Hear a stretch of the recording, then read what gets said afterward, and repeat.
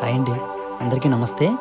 నేను ఈరోజు మీకు ఈ వీడియోలో మొబైల్ ఫోన్ ఎలా వాడాలో, ఎటువంటి జాగ్రత్తలు తీసుకోవాలో, తీసుకోకపోయినట్లయితే ఎటువంటి ఇబ్బందులను ఎదుర్కొంటారో అనే విషయాన్ని ప్రాక్టికల్గా చూపిస్తాను. ఇంకా కొన్ని యథార్థంగా జరిగిన సంఘటనలను మీకు వివరిస్తాను. దయచేసి ఈ వీడియోని ఎక్కడ స్కిప్ చేయకుండా చూడండి. ఎందుకంటే ఉదయం లేచిన దగ్గర నుండి నైట్ నిద్రపోయే సమయం వరకు మొబైల్ ఫోన్ వాడకం ఎలా ఉన్నదన్న సంగతి మీకు అందరికీ తెలిసిందే. ఒక రోజంతా అన్నం తినకపోయినా పర్లేదు, కానీ ఒక గంట ఫోన్ లేకపోతే ఎటువంటి పనులు జరగవు కదా. మరి ఎంత ఎక్కువగా వాడుతున్న ఈ మొబైల్ ఫోన్ని జాగ్రత్తగా వాడకపోయినట్లయితే అంతకన్నా ఎక్కువ అనర్థాలు జరిగే అవకాశాలే ఉన్నాయి. అదేంటో ఈ వీడియోలో తెలుసుకుందాం. ఇంకెందుకు ఆలస్యం, పదండి. ఫస్ట్ వన్, ఛార్జింగ్ విషయం గురించి మాట్లాడదాం. మనలో చాలామంది నైట్ అంతా ఛార్జింగ్ పెడతారు. ఎట్టి పరిస్థితులను కూడా నైట్ అంతా ఛార్జింగ్ పెట్టకూడదండి. ఎందుకంటే మదర్ బోర్డుకి బ్యాటరీ ఛార్జింగ్ విషయంలో కొంత ప్రోగ్రామింగ్ సెట్ చేసి డిజైన్ చేస్తారు. ఈ ప్రోగ్రామింగ్ అనేది కొంత సమయం వరకు మాత్రమే డిజైన్ చేయబడి ఉంటుంది. ఆ డిజైన్ చేయబడిన ప్రోగ్రామింగ్ ఫెయిల్ అయినట్లయితే బ్యాటరీ స్వెల్లింగ్ అయి ఈ విధంగా పొంగిపోయి బ్లాస్ట్ అయ్యే అవకాశం ఎక్కువ శాతం ఉంది. అందుకని ఛార్జింగ్ పెట్టే విషయంలో జాగ్రత్తలు తీసుకున్నట్లయితే మన మొబైల్ని డ్యామేజ్ కాకుండా, మనకి ఎటువంటి అపాయాలు జరగకుండా మనం జాగ్రత్త పడవచ్చు. 85-90 దాటి పెట్టొద్దు. 15 నుంచి 20 లోపు వచ్చే వరకు ఉండకండి. ఛార్జింగ్ పెట్టినట్లయితే ప్రాపర్గా బ్యాటరీ డ్యామేజ్ అవ్వకుండా, మొబైల్ డ్యామేజ్ అవ్వకుండా బ్యాటరీ బ్యాకప్ అనేది ప్రాపర్గా వస్తుంది అన్నమాట. ఇదే విషయంలో మీకు ఒక ఎగ్జాంపుల్ చెప్తాను, వినండి. ఒక ఊరిలో ఒక అతను పొంగిపోయిన బ్యాటరీని మార్చకుండా యథాతథంగా వాడుతూ ఒకరోజు ఒక క్యాంప్ విషయంలో డ్రైవింగ్లో ఉంటుండగా ఫోన్ వచ్చిందని లిఫ్ట్ చేసి మాట్లాడుతూ సడన్గా ఫోన్ బ్లాస్ట్ అయ్యిందండి. అతను ఒక చెంప అంతా కూడా ఫుల్ డ్యామేజ్, హాస్పిటల్ పాలయ్యాడు. అంటే మనకు తెలిసి తెలియని కొన్ని చిన్న చిన్న పనుల వల్ల మన ప్రాణాలకే ముప్పు తెచ్చుకుంటున్నాం అన్నమాట మనం. ఇంకో విషయం ఏంటంటే, చాలామంది ప్రయాణాల్లో రైల్వే స్టేషన్లోనూ బస్ స్టాండ్లలోనూ ఏ ప్రదేశంలో వీలైతే ఆ ప్రదేశంలో మన అవసర నిమిత్తం ఛార్జింగ్స్ పెడుతూ ఉంటారండి. దయచేసి ఎవరు కూడా అలా ఎక్కడ పడితే అక్కడ ఛార్జింగ్ పెట్టకూడదు. ఆ ప్రదేశం వేడిని బట్టి, చల్లదనాన్ని బట్టి మొబైల్ డ్యామేజ్ అయ్యే అవకాశం కూడా ఉంది. అతిగా వేడి ప్రదేశాల్లోనూ అతిగా చల్లని ప్రదేశాల్లోనూ ఛార్జింగ్ మాత్రం పెట్టకూడదు. ఇంకో విషయం ఏంటంటే, మొబైల్ ఛార్జర్ విషయంలో కూడా ఏ ఛార్జర్ వీలైతే ఆ ఛార్జర్తో ఛార్జింగ్ పెట్టకండి. మొబైల్కి మన కంపెనీ ఛార్జర్ ఏదైతే ఉందో మ్యాక్సిమం దాంతో పెట్టడానికి ప్రయత్నించండి. వేరే ఏ ఛార్జర్తో కూడా పెట్టకూడదు. వోల్టేజ్ సింక్ అవ్వలేని ఛార్జర్లు అసలే పెట్టకండి. దీనివల్ల బ్యాటరీ డ్యామేజ్ అయ్యే అవకాశం కూడా ఉంది. ఒకసారి ఈ మొబైల్లో మీరు గమనించండి. ఈ మొబైల్ 2 years అయ్యింది. ఇప్పటికీ కూడా వర్క్ అవుతూనే ఉంది.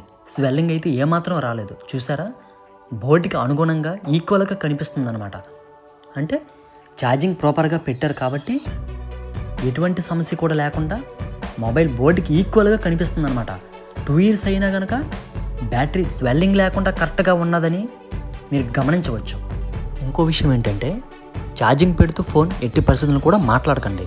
ఒకవేళ మాట్లాడినట్లయితే ఛార్జింగ్ తీసే మాట్లాడండి. ఎందుకంటే ఛార్జింగ్ పెట్టేటప్పుడు మన ఛార్జర్కి డీసీ ప్రోగ్రామింగ్ అనేది సెట్ చేయబడి ఉంటుందన్నమాట.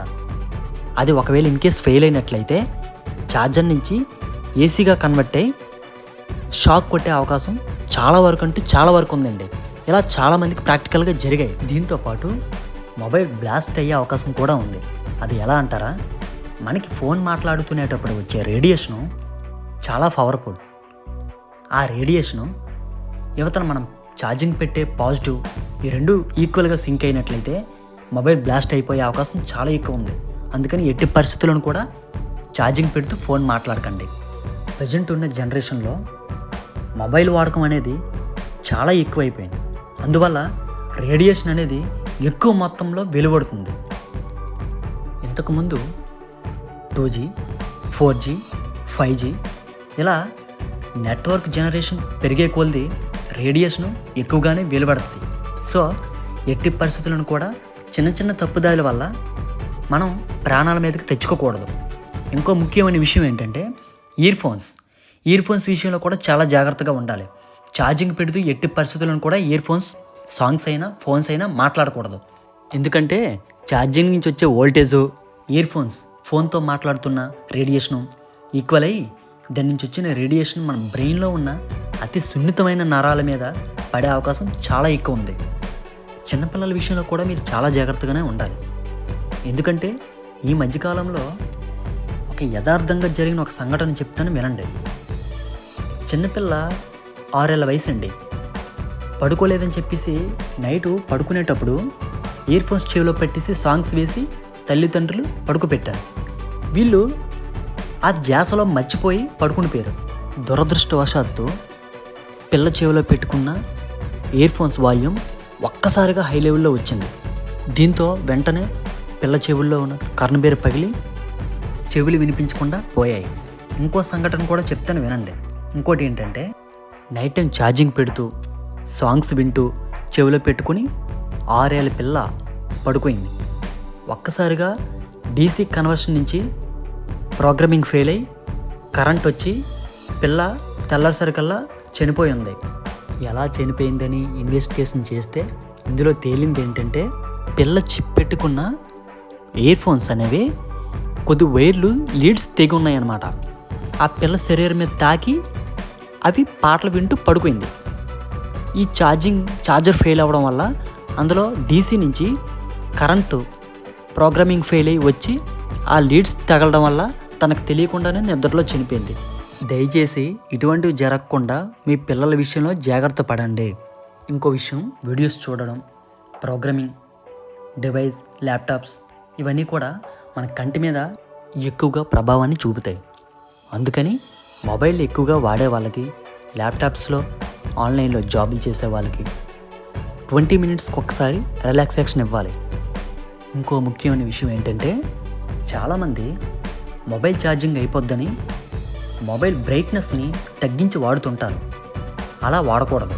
ఎందుకంటే మన కంటికి ఇబ్బంది అయ్యే విధంగా మాత్రం ఎట్టి పరిస్థితులను కూడా మనం మొబైల్ బ్రైట్నెస్ని తగ్గించడం, పెంచడం అనేది చేయకూడదు.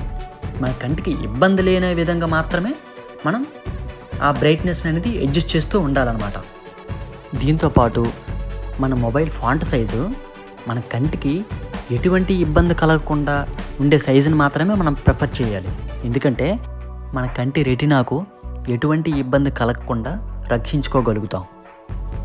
మొబైల్ ఫోన్ వాడే విషయంలో ఈ జాగ్రత్తలన్నీ తీసుకుంటూ ఆనందంగా, ఆరోగ్యంగా ఉంటారని ఆశిస్తూ థ్యాంక్ యూ సో మచ్ అండి.